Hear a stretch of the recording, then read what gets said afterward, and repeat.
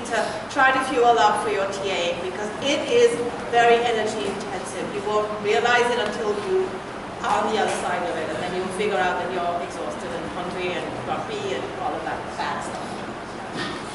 All right, so back to where we left off. So one of the things you will notice is that we didn't get to every group, at least not that time. And the reality is that as you do more group work in class, you'll discover you can't get to everybody every time. But it's important that you make for yourself your own modes of memory, shall we say, so you can remember who you've called upon and who you haven't.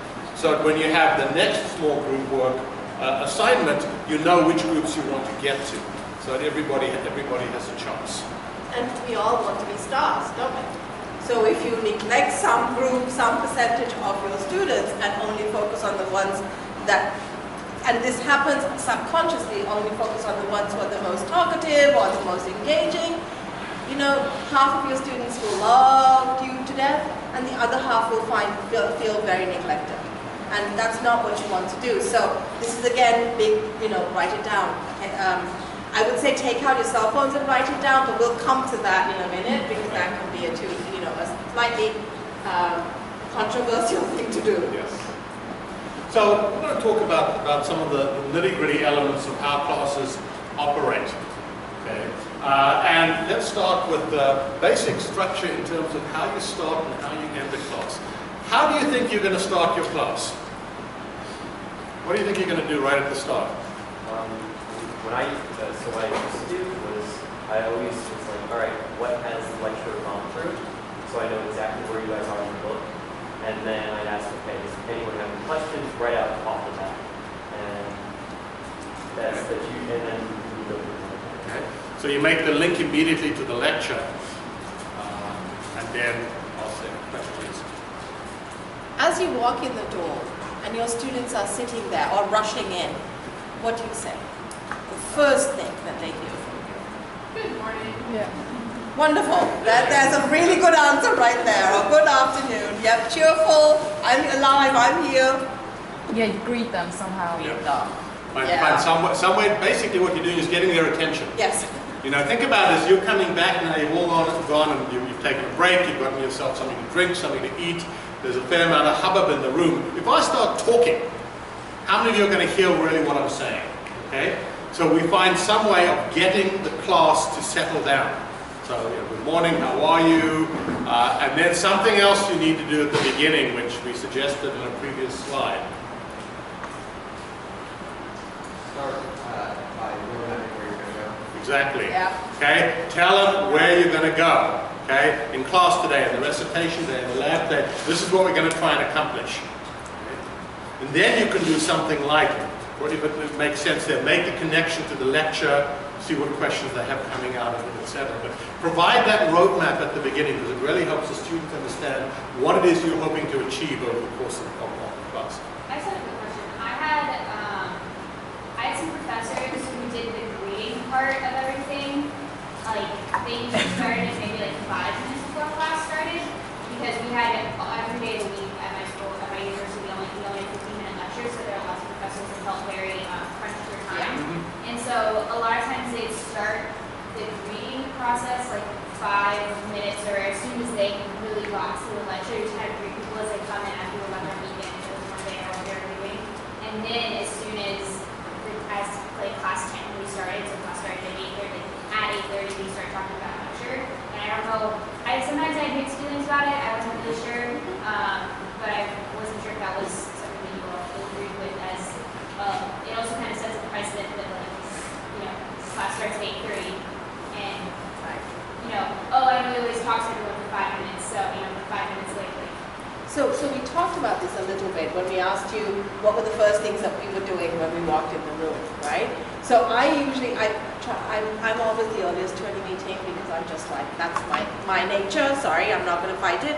So I'm usually there around 10 minutes before. Technically, if you're a Monday, Wednesday, Friday class, 10 minutes before the hour, that room should have cleared for you and you should be able to use it. In reality, that's not always so. But I'm there 10 minutes ahead of time because I need to get my head in the game, and students who are early can talk to me.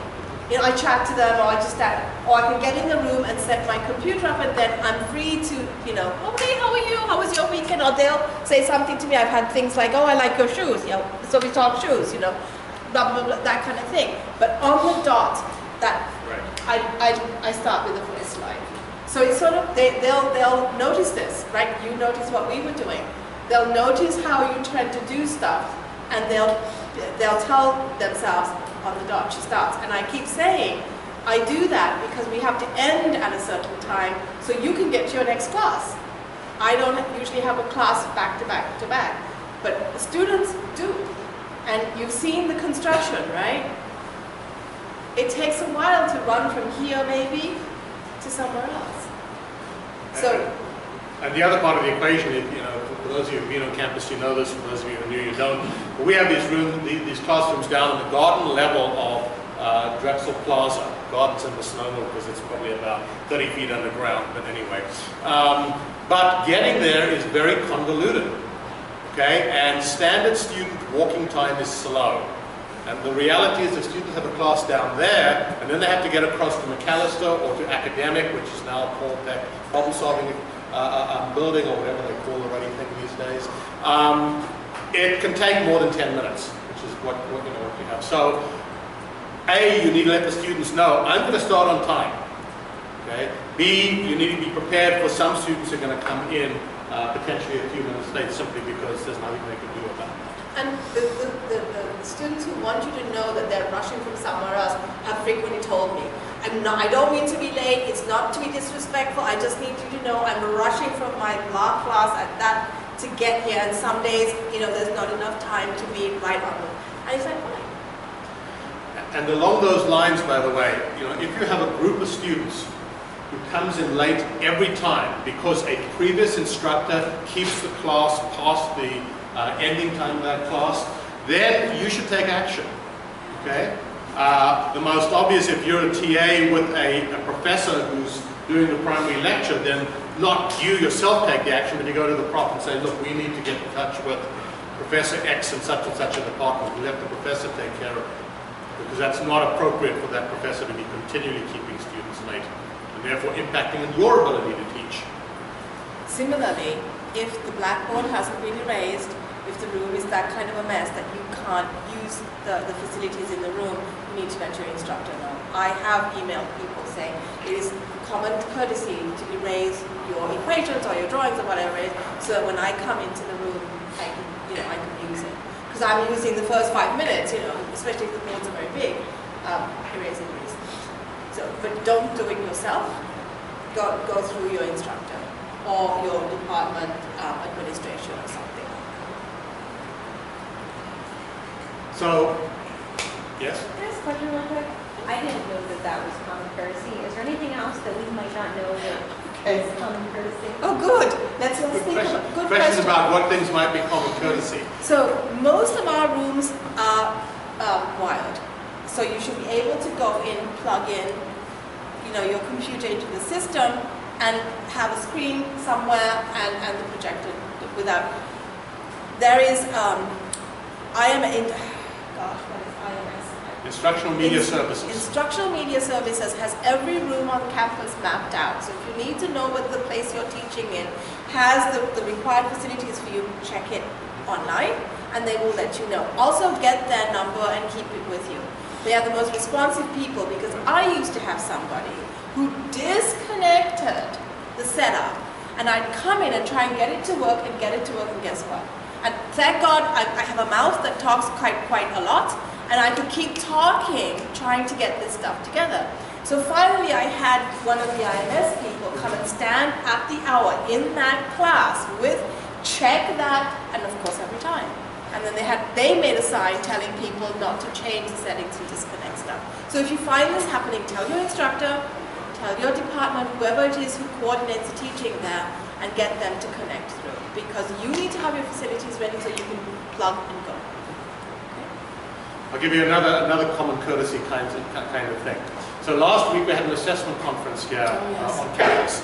And the sessions ran from, I don't know what the time is, but the point is, I was in a session that ended at 15 minutes past the hour, 10:15, let's say. Next session is due to start at 10:30. At exactly 10:15, a woman walks in, and the speakers, we're having a discussion, the two presenters are up there and they're answering questions, etc. At exactly 10:15, a woman walks in, goes up to the podium in the front of the room and starts plugging in a flash drive. I'm thinking, what on earth is going on here? I mean, we're still in the session. It's exactly the time it's supposed to end. What was the next presenter? Coming 15 minutes early, wanting to set up, and actually, that was bloody rude, right? I mean, you just don't do that, particularly when you've got 15 minutes and you can do that. Anyway, my point is, a lot of people run over for different reasons, okay? I finish the class and they finish it on time, and then students come up to me with questions, and I'm standing in the front of the room, I'm answering questions, I'm trying to pack up all my materials, etc. You're standing outside waiting, you said, "Oh, can I come in because I don't want to be rude," etc. You have a right to get in that room at 10 minutes before the hour, but I wouldn't simply barge in as this person did at the presentation last week. I would take the professor whose class is ending aside and say, "Look, I need my full 10 minutes to set up. So if you don't mind, I'd like to come in when you're finished and while you're answering questions so I can do my setup. I hope that's all right."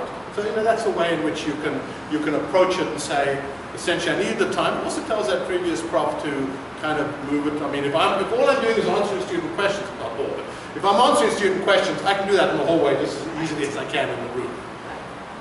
And that's a really good point, because this is what we want the students to do with you. We want them to ask you the questions, because we want them to feel comfortable enough to say, "Oh, I have a question, I didn't quite get this, can I talk to you after class," right? And so I usually pack up and move and say, "Why don't we just step out into the hallway?" Because I like to get in there 10 minutes early, and I like to extend that courtesy to somebody else. This is also why I tell my students that I try and show up 10 minutes early, because I'll be at least outside the room 10 minutes early. So if you have questions, we can talk. So instead of them feeling intimidated to come to my office hours, which I never think about office hours as intimidating, but students find it intimidating because they're one-on-one with me. Not that bad of a person, but hey. This way they can do it more casually just before class. Right? So you give them some freedom of choosing how they would like to interact with you, because, they're not as old as you are, they're not as experienced as you are, and they are probably very much more shy and intimidated by us than you would want them to think. Another common courtesy relates to the next bullet, how you go about ending a class. I know none of you have ever done this, okay? But class is over 10 minutes before the hour, I'm in full swing, I'm making incredibly great points to my class. 10 minutes before the hour, they start packing up and stand up and move, right? You've never done that, right? Okay? The point is, we need to be courteous towards our students as well. Recognize that they've got to go to other classrooms, etc. So when it comes to the end of a class, my recommendation is you always have in your plan a note that you're going to want to end class 3 to 5 minutes before, you want to end your prepared part of class 3 to 5 minutes before the end of the hour, okay? Which gives you that 3 to 5 minutes to remind them of what you just talked about, the review. That's very important, what class is all about, but also, most important, to prepare them for the next thing. There's a homework assignment due next week. There's an exam, there's a quiz, there's something. So you get them thinking about what they need to be doing once they've left your classroom relative to your class. So if you take those few minutes where you've ended the prepared part early, you're not going to have to worry about students walking out in the middle of some very important information. Okay? That's another courtesy. One other courtesy thing just occurred to me. Any room that has a blackboard should have the erasers for the blackboard and chalk supplied by facilities. If consistently the room does not have that, you need to tell your department to contact facilities that room is not being serviced properly. For the rooms with whiteboards, it's a little bit more tricky. Biology is in the PISB building on the corner of 33rd and Chestnut. We have only whiteboards, and you have a special kind of cleaner that you have to use special types of water-soluble markers and a special type of cleaner. For us in biology, our department supplies it, so I carry a stash of my own, because very often people walk away. They forget and they just take that marker with them or the cleaner with them, and there's nothing left. So we were each given like a little kit so that we were okay. If that's the kind of place that you're going to be teaching and you want to write on the board, make sure your department gives you, you ask about this, you check on the IMS website or go visit the classroom and ask your department for those tools. Because there's nothing worse than trying to write on the board and not having the tools ready for you to write on. So I carry things with me, just because I tend to be a little compulsive and back to this. And by the way, we referred a couple of times to the IMS, Instructional Media Services website. On the IMS website, there's actually a schematic of every classroom on campus. It tells you exactly what's in that room, at least in terms of the technology that's in that room. So you can always check things out ahead of time to see what a classroom might have. I would recommend checking things out ahead of time when you have a few minutes. Right. Because I also, you notice that Dr. Friedlander and I move around. I like to know, and we were checking, I think one of you mentioned that we were scanning the room to look at you all. I scan the room to see how best to present myself and how my movement should be, because there's nothing worse if the room is facing this way and I'm standing over there. So those kinds of little cues help when you look at the room. And I will just give you a word of advice. Some of the rooms on campus are creatively shaped. So you want to know, you want to know how you're going to start and how you're going to do this, work with this room for the 10 weeks. Yeah. Which kind of leads on in part to that next bullet about credibility. Okay? How do you establish credibility? Well, we've alluded to quite a lot of those elements. You're going to you're going to appear professional.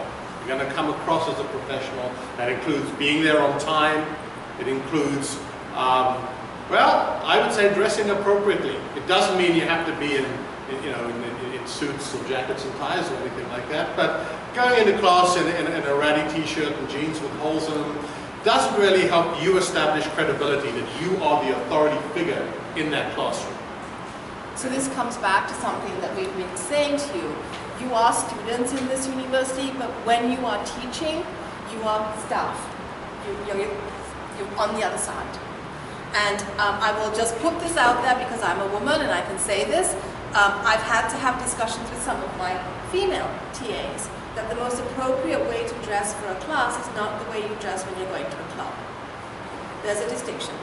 And again, this sets you apart as authority rather than one with the students. It's wonderful to be friendly. It's great if they interact well with you and they trust you. But you are an authority figure in that classroom. Maybe not as intimidating as the instructor, but you have to stand for the authority because you are also responsible for their grades, in part or in full. So that's something to think about when you want to project yourself. Once you've lost credibility, you can't get it back. You really can't. So you want to think about that. So sort of everything that we're talking about this morning relates in part to establishing your credibility. In the sciences and engineering, if you're teaching labs, all those safety precautions that you were taught, the lab coats, the closed-toed shoes, I'm going to say this because I am a biologist, all of those safety precautions have to be met by you as the TA. Okay, this is important. That is nothing can be changed on that one. That's the safety of yourself and the safety of your students. Also, under the heading of safety, figure out where the nearest fire exits are, if the fire alarms go off. Hopefully they never go off. Figure it out and figure out how you're going to get your students, because you're responsible for that. That's an interesting point because, there are fire drills, fire alarms go off. I don't know that anybody's going to train you and say, this is what you have to do to get your class out if the fire alarm goes off. So as Dr. Anandan said, it's a good idea to know where the nearest exit is, and know where you should go and where you should direct your students if there is some kind of an emergency. In the building that I work and have my office and my lab in, the PISB building, we have this wonderful spiral staircase in the center with the glass, going around it. Now, imagine in a fire. Is that the way you want your students to go down? No. Because although every other piece of glass in the building is protected with double sprinklers, so it gives us an hour before the glass shatters, that spiral staircase glass is not. So that's when you have to tell these, and the students are used to going up and down that staircase all the time because they love it. That's when you have to tell the students, you're not going down that way. there are hidden firewall protected stairwells on either side of the building. That's how we go down. So these things are kind of important. Just because being in that new building and loving all the features, we've had to acquaint our TAs with how do you do this, not that stairwell. So if you're not sure of it, ask. Ask your instructor or ask somebody else in the department how to do this and you get the information. You're new too. You're not supposed to know all this yet, but you can ask. Talk about other ways you can think about establishing credibility. What do I have in my hands here? What do I have? What are they? Notes. My notes, right. They're my notes. They happen to be the slides with some additional notes put on them. Is that a problem that I keep referring to that? Okay, absolutely not. Again, part of your preparation is having all your notes down so you know where you want to go, you know what kinds of things you want to do at different points of the class. Now, you don't have to go to the extent of actually having it timed. I saw I had a professor once who would actually have a set of notes that would say 10 to 10:05.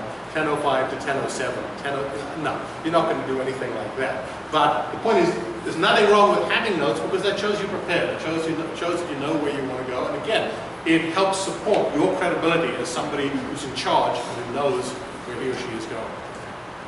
And Dr. Friedlander brought his, no, this was Sandra's computer that was here.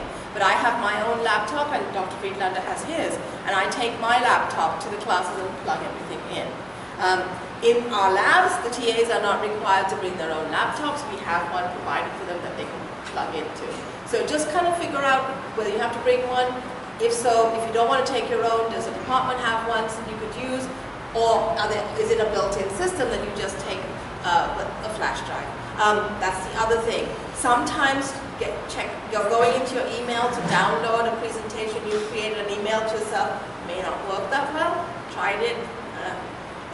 Might help that you also bring it on a USB drive. And you can't permanently put anything on any of the computers. You have to take it down and delete it after you're done with your session. So that's another common courtesy thing. Another thought. If you've never taught before, no matter how comfortable you are with the materials, no matter how confident you are about yourself, you're going to be nervous. Okay? Particularly the first couple of times that you're standing in front of a group of people, it can be very, very, well, terrifying sometimes. Okay? But recognize that you're not the only one like that. Okay? And that you may make mistakes, you may stumble. What's important is not that you ignore them, but you acknowledge the fact that you may have said something that was incorrect, or you may have stumbled, or your voice may have been quivering. Okay? Students can be very sympathetic. When you acknowledge things. To say that you're a new TA and you're starting off, you may think that undermines your credibility. But actually that kind of sharing, as long as it's done with the sense of saying, yes, I'm new, but I also know my stuff, can really, again, go a long way to help establish a good relationship between you and your class. And sometimes it breaks the ice between you and your class. That you make a little mistake that you go, oh, what was I thinking? Eases the tension, right? Your tension, because you're kind of anticipating, I'm going to make a mistake, I'm going to make a mistake. And when if it finally happens, it's like, oh, okay, I made it, and I'm still standing, and everything's still good. Sort of just pick yourself up, dust yourself off mentally, and say, sorry about that, let's go back and think about what I was trying to tell you, and a little informal. When I was in graduate school, my lab, there was a commercial on TV for deodorant. But there was a wonderful slogan for this deodorant, and that is, never, never, never let them see you sweat. Right? So my lab embraced the slogan as the way we wanted to look when we were giving presentations. Now that's a really high standard, right? But part of it is to sweat on the inside, die a little on the inside, but project a little confidence on the outside. Nobody knows that you're dying on the inside. And if you've done your preparation, you're probably really well, you're probably going to do really well. You may be just dying because, oh my God. And I will share this with you. I've been teaching for a long time. The first day of my first class, every quarter, is still nerve-wracking. I still have, and I can talk, right? Really. You can see I can talk. That first moment of meeting my class is still nerve-wracking. And if I could just jump ahead to the last item on this particular slide about how you deal with student questions. Okay. One of the ways that you can immediately undermine your authority is to make up an answer when you don't know what it should be. Okay. Worst thing you can do is your students can find out what the correct answer is. And you may think, gosh, if I tell them I don't know, it's the worst thing you can do, right? I don't know. The answer to a question which I should know. What do they make? Well, how do they think about me in that situation? Well, there are ways to get around it. The way is not to say, I don't know. Or the way is not to say, here's the answer. Well, I'm not really sure if that really is the correct answer or not. Okay. But can you think of ways in which you might be able to give them a response when you don't know the answer to the question? One thing I used to do over the summer, I used to tell my students, I would say, I could tell you how to do this, but I just need to check and make sure because I don't want to tell you something wrong. Okay. So I would let them know that I know what I'm doing, but let me just make sure I'm doing the right stuff. Yeah. Okay. One way of doing it? Usually I'll say something along the lines of like, I'm not exactly sure on the details, so we can look at it and get back to you with the next section. Let's think about it. Yeah. And that's again, you know, not sweating on the outside, dying on the inside, but you'll check, right? And they're happy with you. And rather, we're going to come to that very point in a couple of slides to say, I will get back to you on Get that. back to you. Worst thing you can do is say, I'll get back to you on that, and then never get back to them. How would you feel? Right? How would you feel if you had this question that was important to you, and your instructor or your TA said, not quite sure about that, I'll get back to you, and never got back to you, either via email or in the open class? What would your opinion of that person be? So I've got 2 thumbs going down that way, another 2 thumbs going down that way. So another one said, so okay, consensus is probably 1 to 2 thumbs really down, right? So, I mean, it breaks trust with you, doesn't it? That this is supposed to be the person who can help you find that information, but they don't care enough, or they forgot, or whatever it was. This is another reason why I write it down. So, I want to do something about discussions and small groups, because those are the kinds of activities that occur very frequently in your classes. So I want you just to think back. We've done 2 breakouts with small groups, having you work with small groups. Did we have you do the same thing each time? How were they similar? How were they different?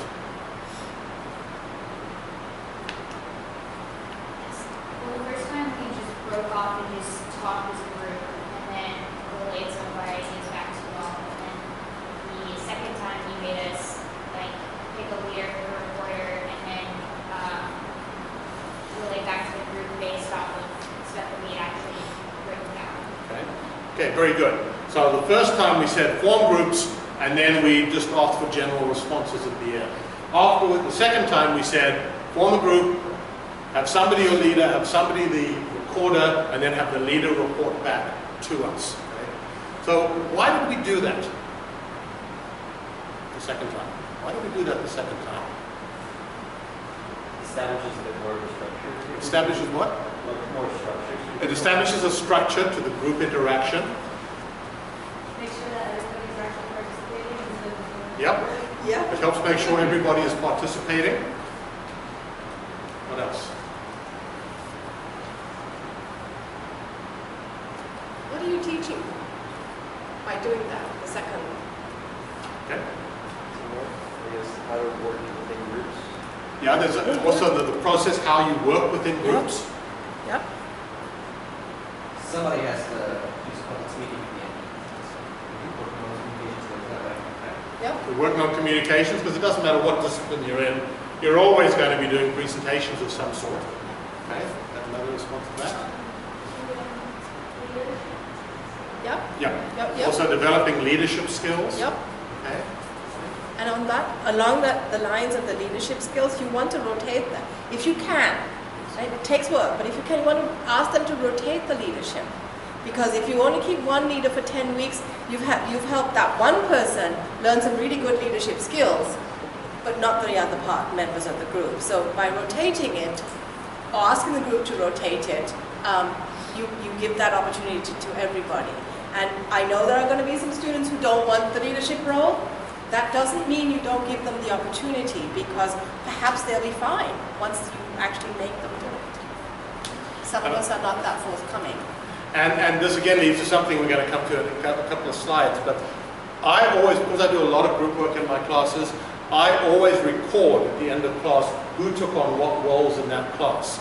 Because not only do I want each student to experience it, but also as the term progresses, if every time I say form a group, I'm going to have the same students going together. And students aren't going to get to know other students in the class, they're not going to hear other perspectives, and they get so familiar with each other that actually the interaction, the work suffers as a result. So that way, if I've kept careful records of who's been a leader, who's been a reporter, then I can mix and match roles and then create specific groups as the term goes on. A few years ago, I had this group of 5 young male students, very, very bright. And they figured out from, I think, their freshman year and the first quarter with me, that they knew how to work together. They had sort of begun to evolve roles for themselves in the group. They stayed together in every possible way as a group, in every possible class, I think, that they took, where group work was required. And we have a capstone course where groups of students, seniors, work with a faculty mentor to write a research proposal. So guess what? I got these 5 young men. You know, their skills, one was a leader, one was this one, was so very well honed. The recorder was fantastic, the researcher was, but each of them only knew that one role. Right? So while as a group I had a marvelous time with them, because everything that they said they would do, they did, and they went and did this. And each one knew how to play one role. And they were now going to graduate out. That's the saddest part about having these groups stay like that through 4 years, right? So you really excel at one role. But supposing your job or your next, you become a TA or you become a research assistant and a TA, requires you to do all parts of that group work. You would only have experience in one thing. Right? So you're not developing a range of skills that you possibly could, and this is what we want to try and help them do at a very young age, because it's easier when they're young than when they're mature. And then another point I always like to bring up about working with small groups. There are a lot of faculty who don't like to work with groups, don't like to divide students into groups. Do you know why? Why that might be, why they don't want to divide students into groups? They what? It can get very unruly, okay, a lot of noise.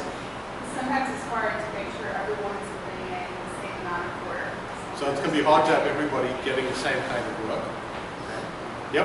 It's hard to determine where individuals are weak because you're just getting the best speaker or the best concept by one person. Right. So hard to get in, right?